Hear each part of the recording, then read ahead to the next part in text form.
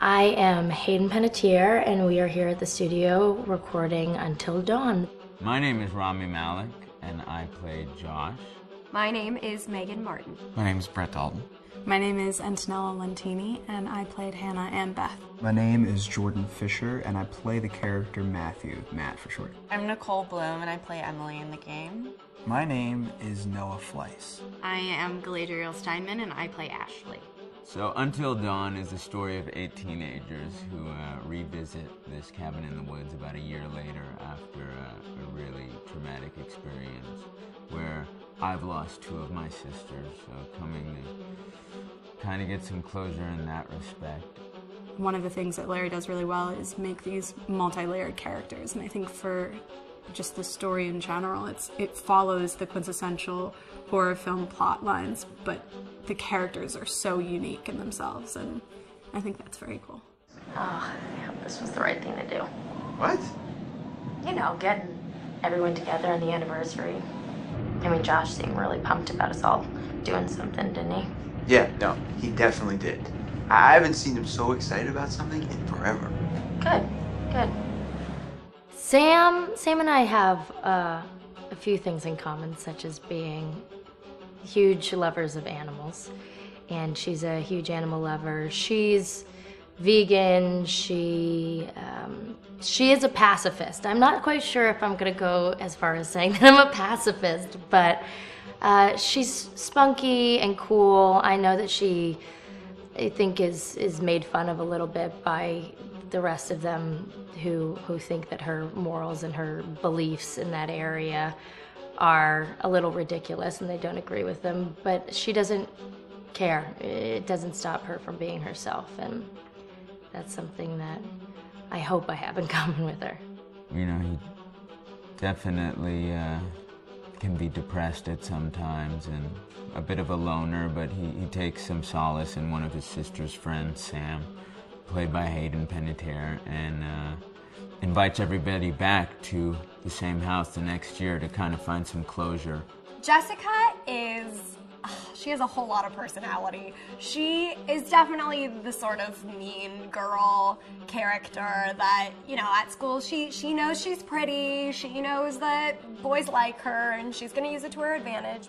He's got a big heart, and you can tell that that's very evident, especially how he treats his girlfriend, Emily, and you know, he's kind of a meathead, but in the best way possible. She really knows what she wants, and she manages to get that from whomever it is, whether it be Matt or Mike. You know, she's really driven, and I can definitely relate to that. My character is Chris, and he is what society might consider the nerd of the group, and he kind of embraces it. Ashley she's a little more serious than some of the other girls. She's definitely very intelligent and thoughtful. She kind of looks at the whole big picture of things. She's not quite as geeky as Chris, but they connect in a lot of ways. Mike is like big guy on campus. He's the class president who has some charm and has a brain, and I don't know, people seem to like Mike. He gets away with a lot, though. He can be kind of jerky. The fact that he really just kind of wants everyone to be happy, and he's a people pleaser, and I can definitely attest to being, you know, that guy. I'm always the friend that wants everybody to be happy and wants everybody to be taken care of, and that's definitely Matt. But also, like, this character is just so fun. I rarely get to play the bitch, and so it was really fun to do that. The spirit of things, seriously, what's wrong with you? I'm just trying to lighten the mood, Em. Don't be like that. Like what? The way you're being. You always get like this. I just think this is just the coolest thing to be a part of, and I just think it's going to take the world by storm. I really do. I think this genre is the wave of the future, and I think that once people see the potential behind it, of getting to interact with the drama that you're witnessing unfold in such a realistic way, that this is how entertainment's going to be from now on.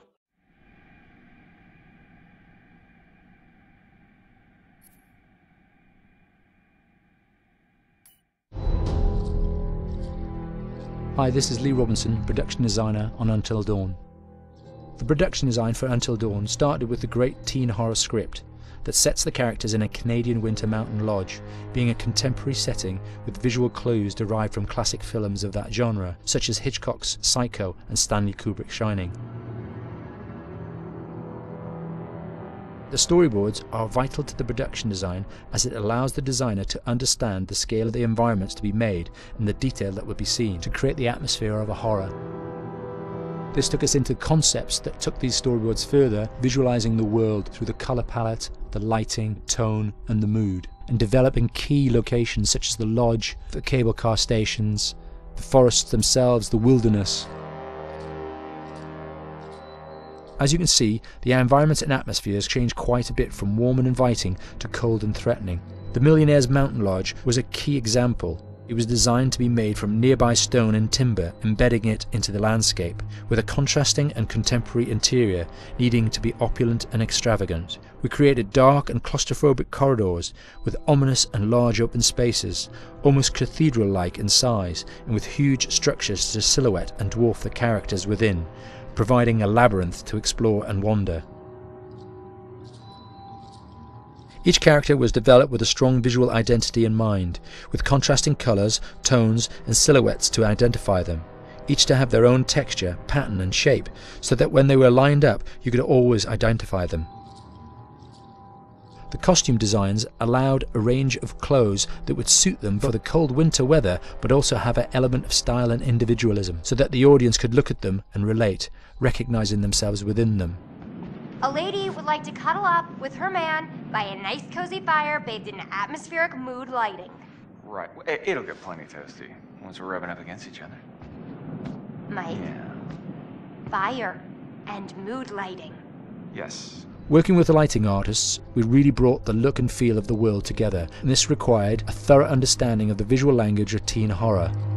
A key scene was where all the characters emerge out of the rear of the lodge chasing Hannah. A contrast is evident straight away from the exterior wilderness to the warmth of the lodge. The attention to character lighting here is through the bounce and rim lighting, accented colours and composition, creating characters that come from the dark into the light and back again with an emotional effect. Guys, there's someone outside. What the hell? Hannah! What's going on? Where's my sister going?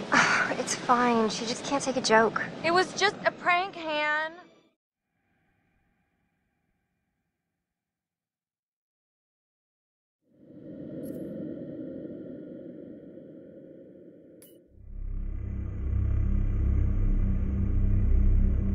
Until Dawn is a game that's full of horror, and one of the things we decided to do early on was to take a scientific approach to how scary it was.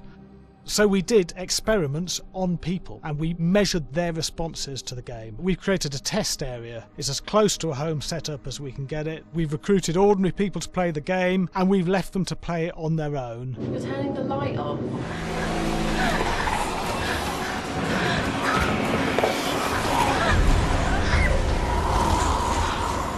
The only difference is it's rigged with cameras and microphones that relay the data through to the next room where people are watching them play.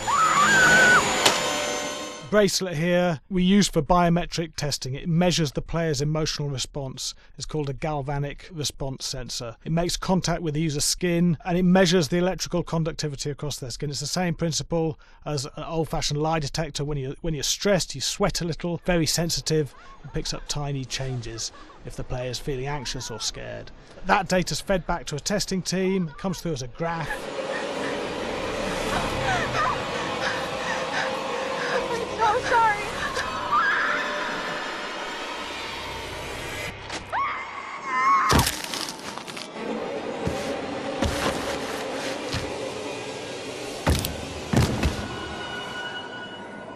There's no point testing one or two people, you have to test a lot of people. Okay, what's your step?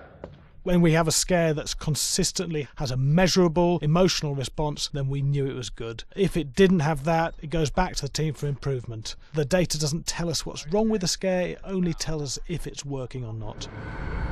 Wait, okay, so you hear that too, right? Josh. Here we have a chapter relatively early in the game weirdly regular. Nothing regular about it. We have to create tension and anxiety in the player so they are ready to receive the scare.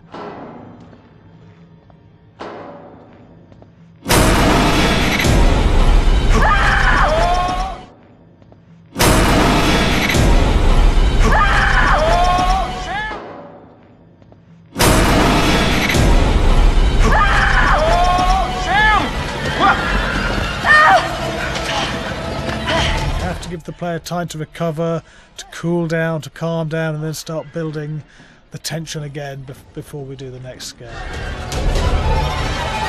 Hey. What? Hey. What the hell? Boom. You just got mugged.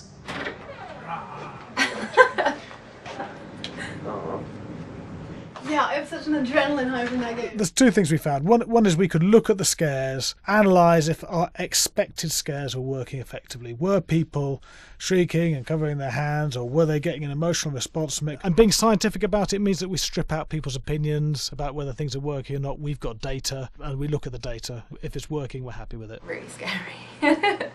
Bit scared and wanting to get away. I actually maybe a bit scared to play it on my own, but in a room with the lights on, yeah, with some other people as well, yeah, maybe. But because I'm a scaredy cat, I would play with someone in the room. And the lights on. It was one of the scariest games I've played in a long while.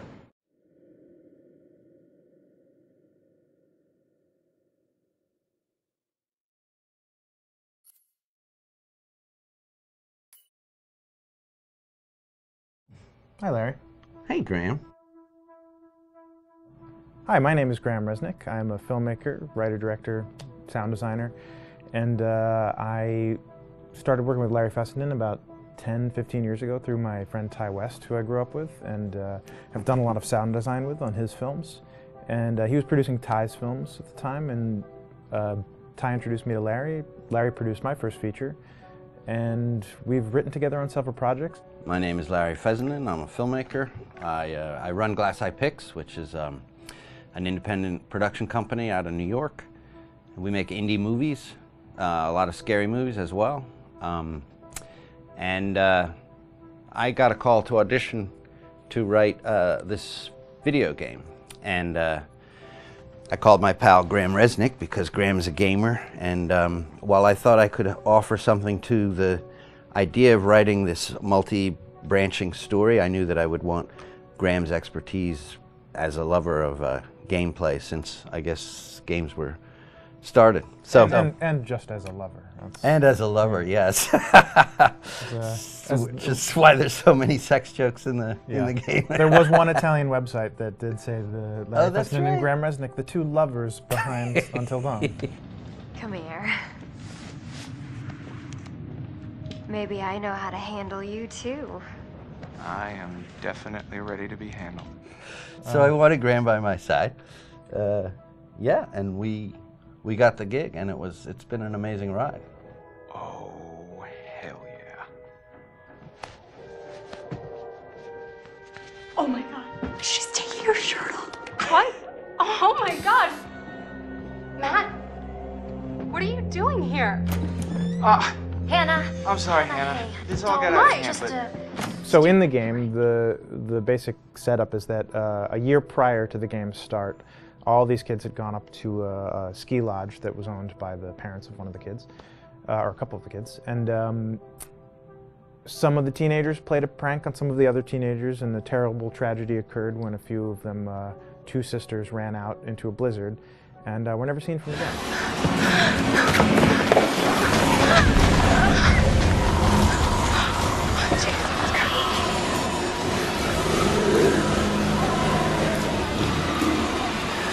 So now, a year later, this is kind of torn apart, this group of friends. They've gone through some trials and tribulations in the past year. The brother of the two girls has had a lot of psychological issues, and to kind of help him cope and help them all get over it, they all returned to the lodge a year later, back up on the mountain. And the idea is to get over it, but... the healing does not begin. Yeah, and these kids are all trying to find themselves. They've been through a trauma, But in general, they're just teenagers trying to figure out who they are. So they're all kind of falling into the patterns, the stereotypes, the characters they see on TV and in the movies. I think we were very interested in taking genre tropes and kind of making them sort of refresh them.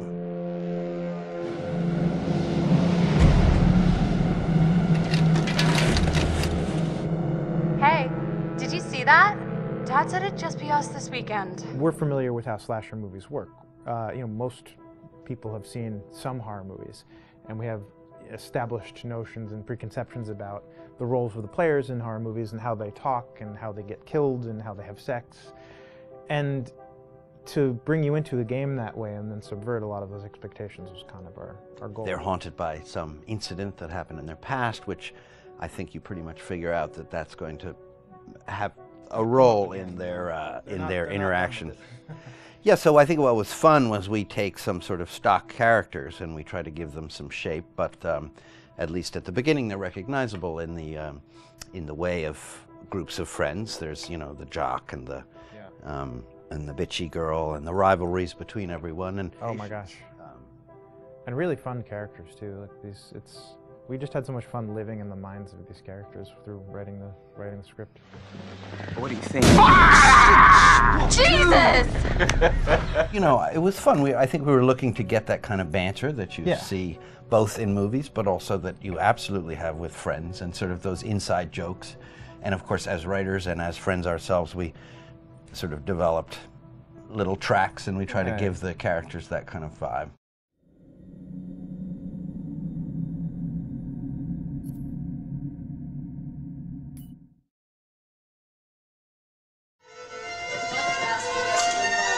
Yeah, fast and violent. That's good.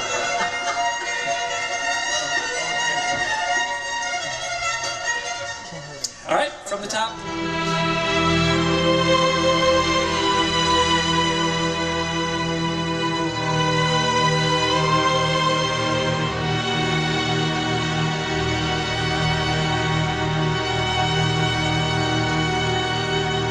My name is Jason Graves, and I'm the composer for Until Dawn.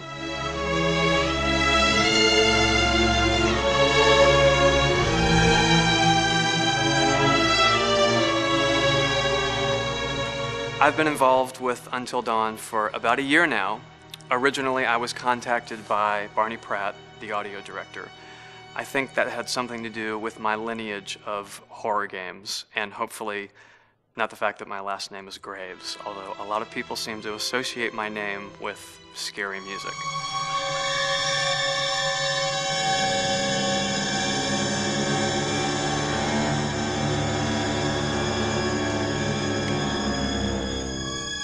One of the things that was really exciting about working with Barney and the team at Supermassive is they really wanted something unique for the music. They wanted the music to stand out and be a character on its own in the game.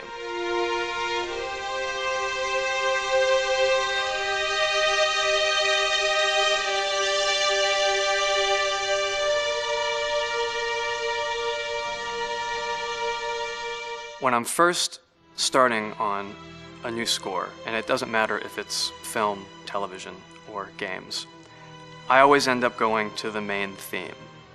Sometimes the developer or producer isn't even necessarily interested in the main theme at the beginning. I just want to do it for myself, because for me the main theme is the identity of the game. It establishes the mood, the atmosphere, and the character of the music and how it's going to be playing in the background. And that's what we did with Until Dawn. That was actually my demo pitch to Supermassive Games. I put a main theme together, recorded all the instruments at my studio, and sent it to them. And they liked it. We actually ended up recording that exact theme, all the instruments and everything, live here at Ocean Way probably 9 months ago. And that's what we've been using in all the demos for the game, and that's the final version of the theme that is the main theme that you'll hear on the menus and in some key pieces of gameplay.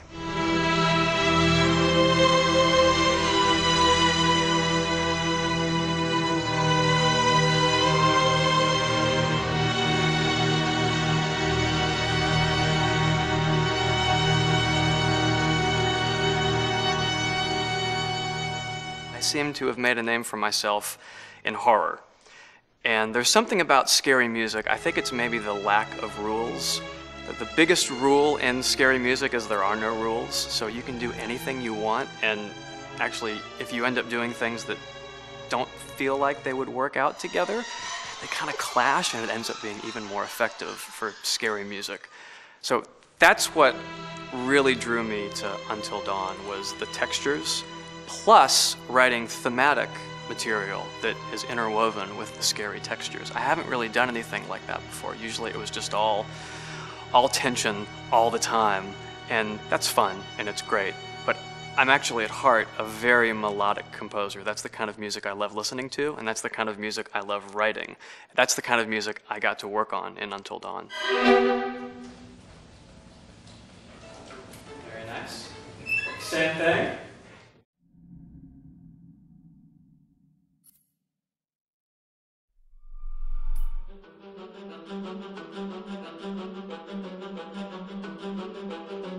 My name is Will Biles, Executive Creative Director of Until Dawn.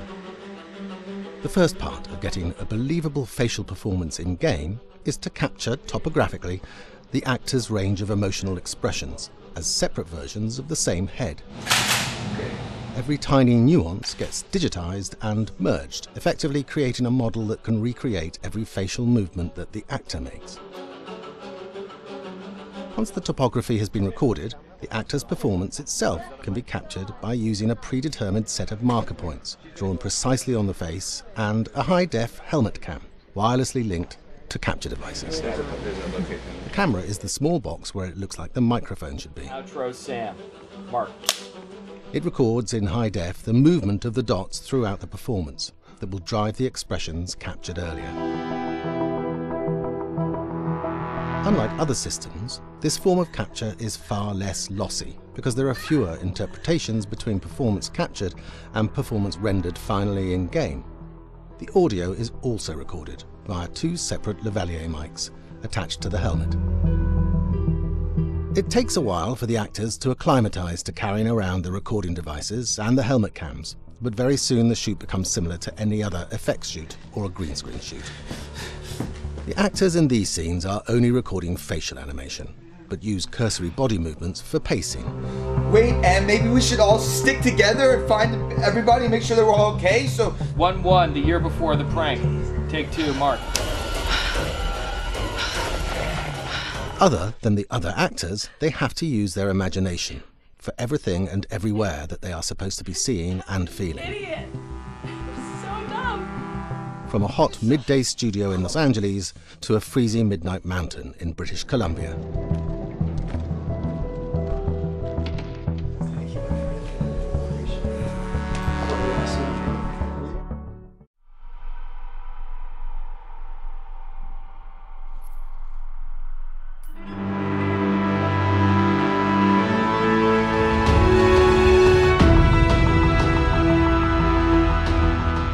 Until Dawn has a dynamic, ever-changing story, the facial performances and the body performances are recorded separately, with different systems.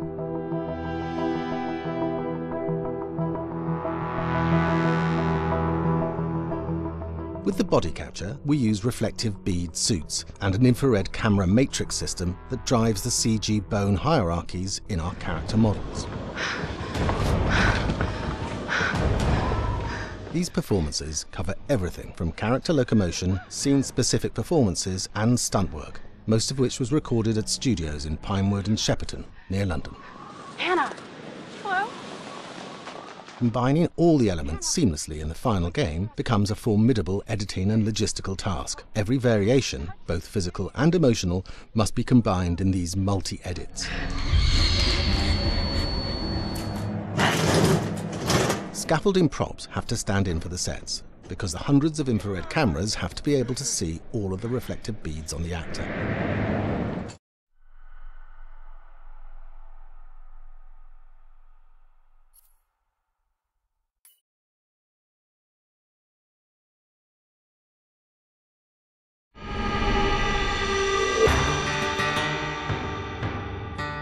America's Northwoods border region. Within this land of 10,000 lakes and miles of dense timber, a hideous creature is believed to lurk. The North Woods is probably one of the last frontiers in America.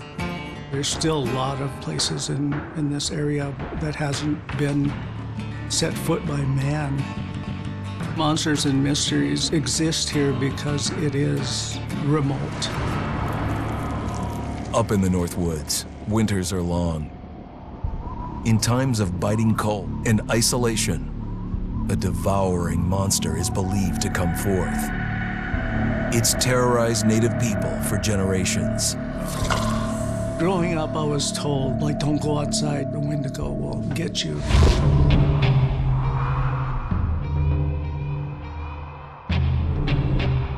Among the traditions of the northern Algonquin tribes is the Wendigo, a monster that can seize hold of a person to carry out its hunger for human flesh. Many Native Americans fear even talking about this Wendigo, and even the mention of the name will let the Wendigo find out where you are, and it will open you up to be possessed by this Wendigo. The most famous case of a Wendigo possession took place in 1879 in the deep woods outside of Edmonton, Alberta. Swift Runner, a Cree Indian, was a trapper and a guide. He had left town the previous autumn with his wife, 6 children, and his mother. But when Swift Runner returned in spring, he was alone. Swift Runner came into a nearby village telling this heartbreaking tale. I had to watch them starve to death. Of his family being killed by starvation, and that he was the only survivor. My whole family gone. It wasn't hard to understand a family falling victim to a brutal winter. To even not. Yet something was suspicious about Swift Runner. He was a strapping man, and he came into town weighing over 200 pounds. It didn't look like somebody who had just weathered a terrible winter. He wasn't malnourished, didn't look like he was starving. He looked healthier than ever. After a few nights, it became clear that something was wrong. He started having night terrors, screaming in his sleep. I am the Wendigo! Villagers alerted the police. Swift Runner actually guided them back to his winter cabin. When they got there, that's when they saw the true horror.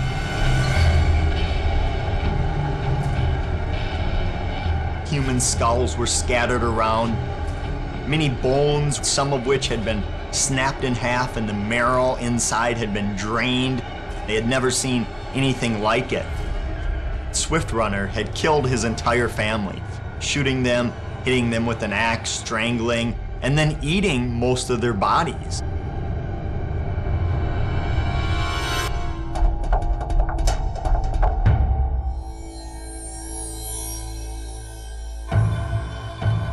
Right up until the moment the noose was on his neck, Swift Runner swore the evil spirit of the Wendigo had possessed him and twisted him into a cannibal killer. When he was on the gallows, Swift Runner himself said, "I am no longer a man."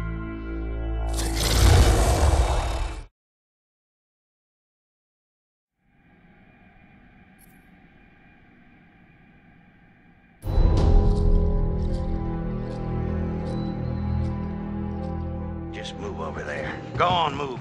Let me say what I came to say.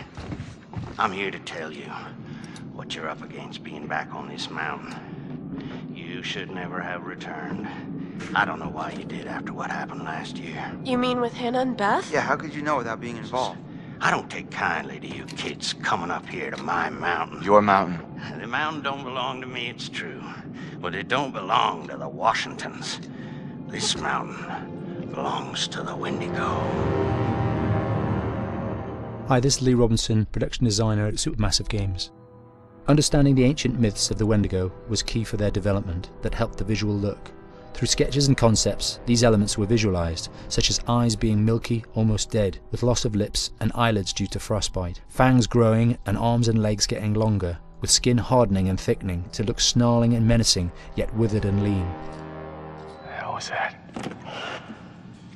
Another fucking piece of... Fingers and toenails extending like claws, allowing them to climb effortlessly. We made them look gaunt and weathered, and having ragged remains of clothes they wore. Blood-stained and rotten, with patches of hair still remaining, they retained strong skeletal limbs, which enable them to be agile and quick through the environment. Where are you? My name is Jamie Gallipo, Animation Director at Supermassive.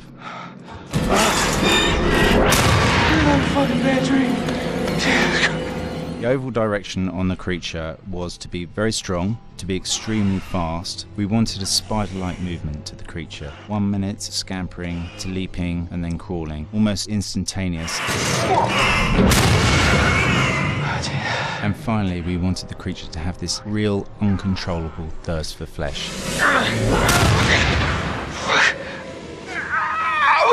From a sound design perspective, the Wendigo is a real challenge. For the main vocalisations of the Wendigo, we used our own vocalisations, various different animals from the exotic to the farmyard, various plugins and processes to gel these sounds together and keep a human resonance behind that voice, telling the backstory of the Wendigo.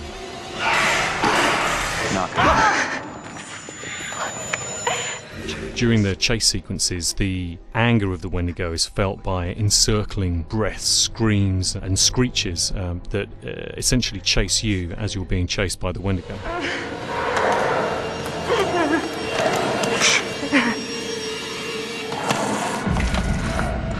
We would layer them up in a multitude of layers, sometimes 15, 20 sounds playing at the same time, to build up the vocalizations for this fearsome creature which is always in attack mode, hyperactive and chasing you throughout the game.